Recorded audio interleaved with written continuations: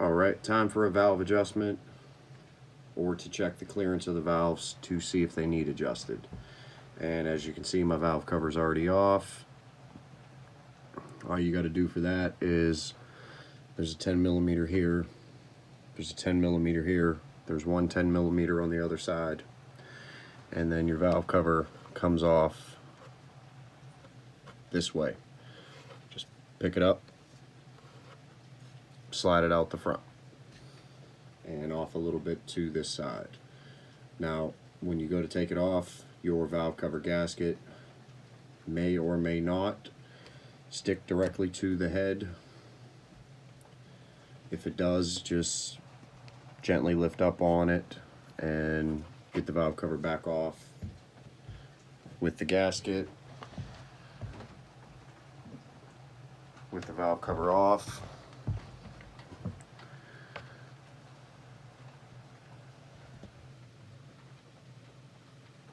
you'll just want to reposition the gasket. That way it's seated into the valve cover for reinstallation. No big deal. So,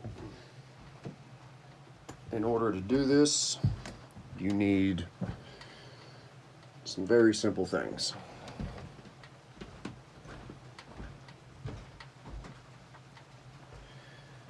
You'll need a 14 millimeter deep well to rotate your crank bolt counterclockwise to rotate the motor over so that it is at top dead center.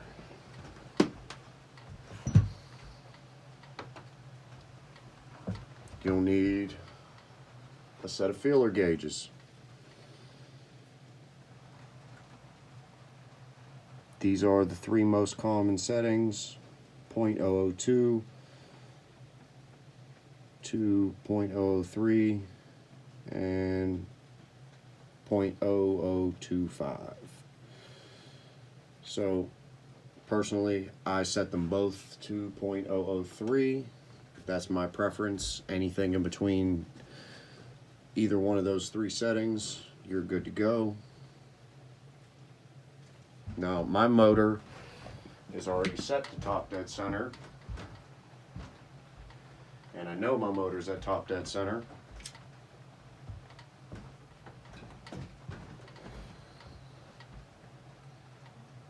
In order to do that, first we're going to cover on this side what you'll want to see after you think you're at top dead center. Real gently, you take a little screwdriver, tap, tap, tap, tap, and your piston's up. So you're at top dead center. Now, in order to do that, like I mentioned, you'll need a 14 millimeter socket, deep well, and we're going to go over to this side.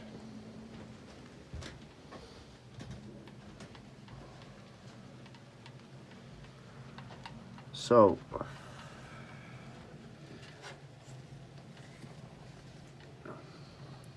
you remove both of these covers.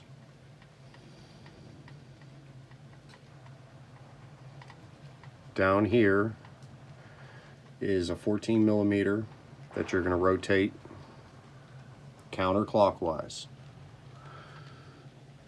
Please remember that I'm stressing counterclockwise. In here, you can see that is a T and a line, and it's lined up with that little notch that you see right there. Now, you can rotate this motor over and potentially not be at top dead center, but see that T and have the line lined up. That's why, like I said, back over on the other side, we verified we're at top dead center by checking the piston. There's also another method to make sure you're at top dead center.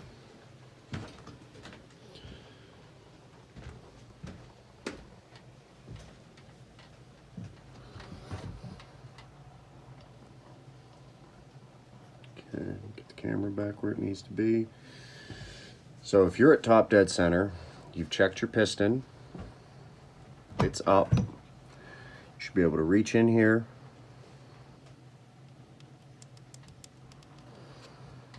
and wiggle. Very easily. You should be able to wiggle both valves.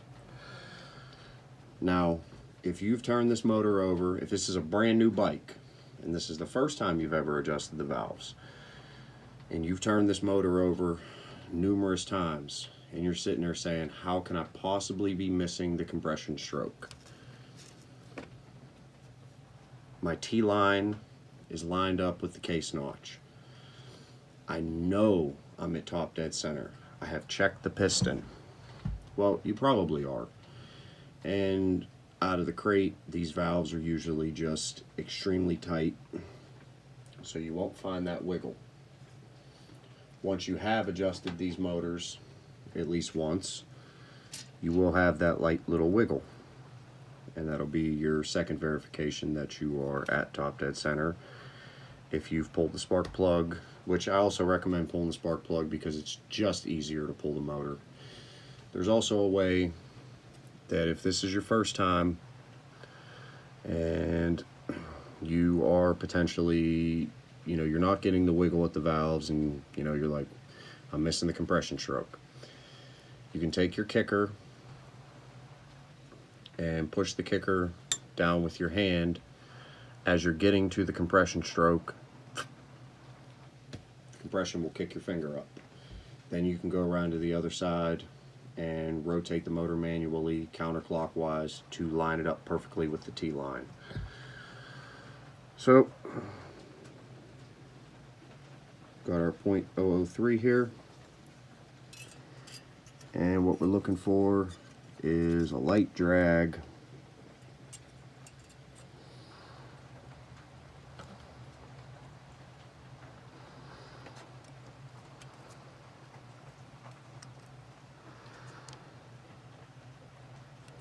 Oh, wait.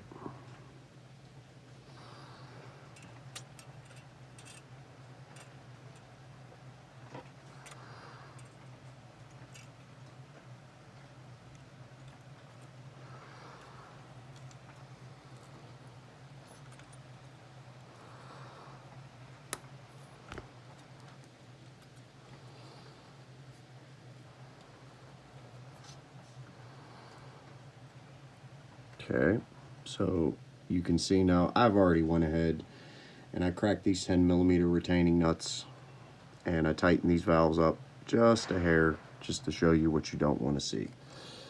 So for me, going with .003,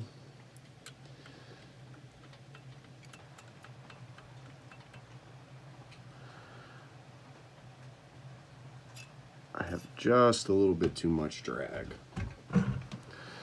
Now, I don't know where I turned my exhaust valve to, so let's see. All right, so my exhaust valve is perfect.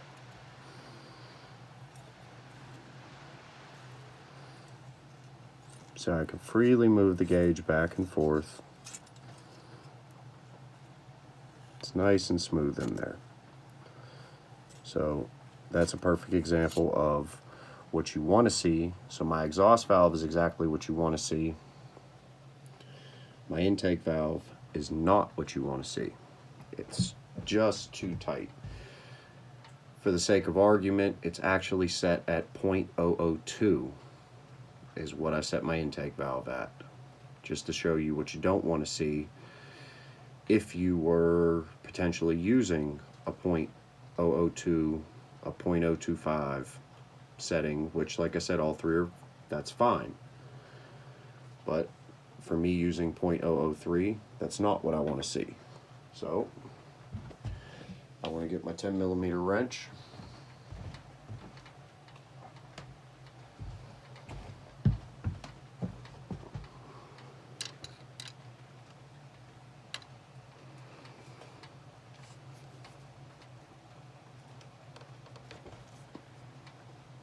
Loosen the retaining nut back up.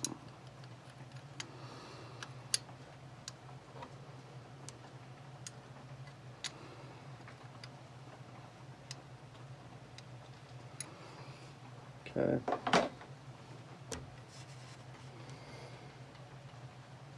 And now I can spin the valve itself freely. I'm going to take my .003.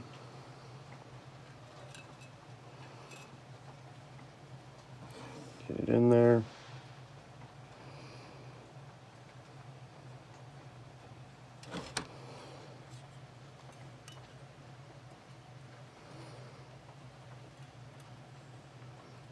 And that's actually perfect. You can see it right on the camera, how there's that light oil drag.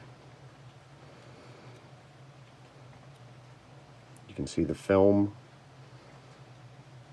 from the oil just dragging right along the gauge. And that is pretty much perfect. So I'm gonna grab my 10mm wrench. You're gonna want to put your feelers gauge back in here, because when you go to tighten this up, your valve can tighten itself back up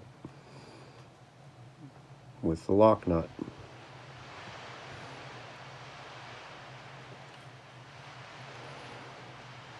And you can end up right back where you started with too tight of a valve. So now my valve retainer is tightened back up, and it takes just a little bit of pressure to get the feelers gauge in there, and then there's a nice light drag on there. So that one's set. And again, same thing over here.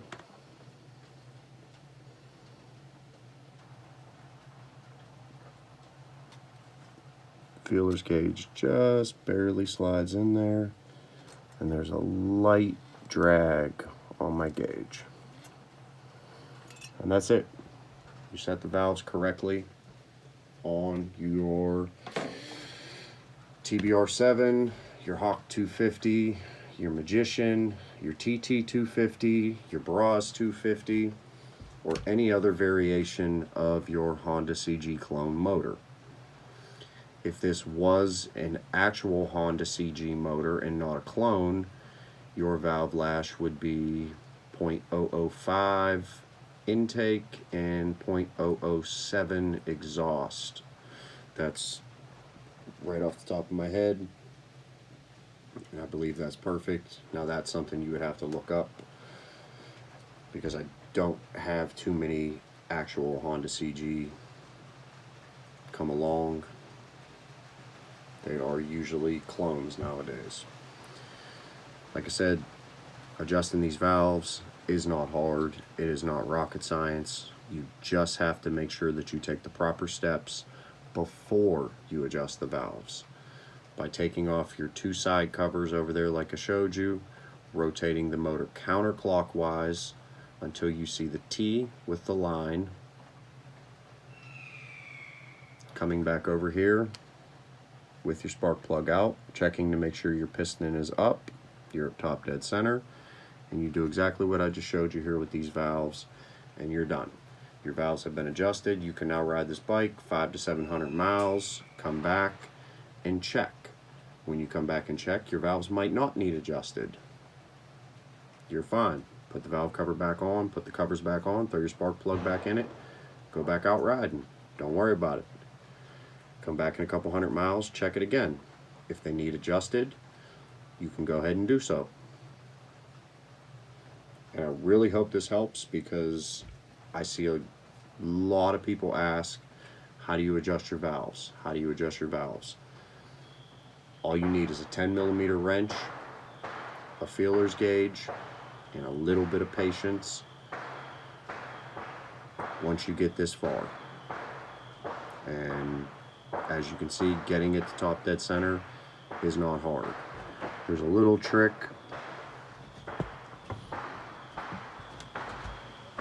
So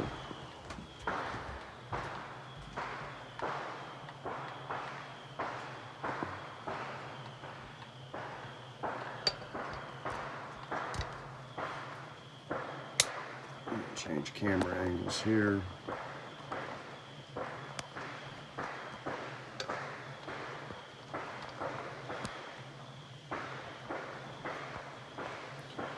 There's also a little trick to this. So while you're rotating the motor, you'll see your valves.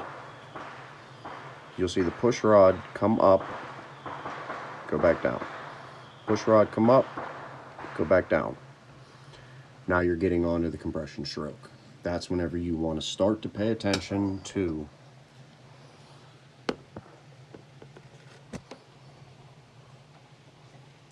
in here. You will see an F with a line.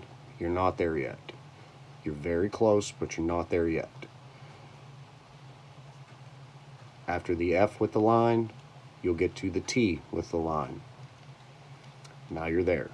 And then, like I said, you'd rather be safe than sorry, because you do not want to adjust your valves when it's not on the compression stroke.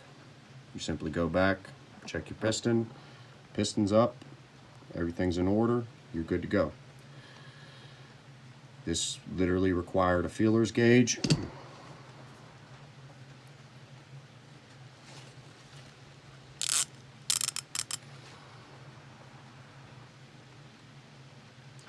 $14mm deep well, rotating at counterclockwise. A 10mm wrench, and whatever size you need to remove your spark plug. In my case, my spark plug is an 18mm. I'm using the NGK Iridium. Sometimes they'll be a different size. And your third valve cover bolt is over here, like I mentioned in the beginning. If you guys have any questions, please feel free to ask. Obviously, I'll answer them, but this is pretty straightforward, and that's it. My valves are done. I'm going to go ahead and put my valve cover back on, and I'm going to go out riding. So, I hope this helps you guys. Have a great day.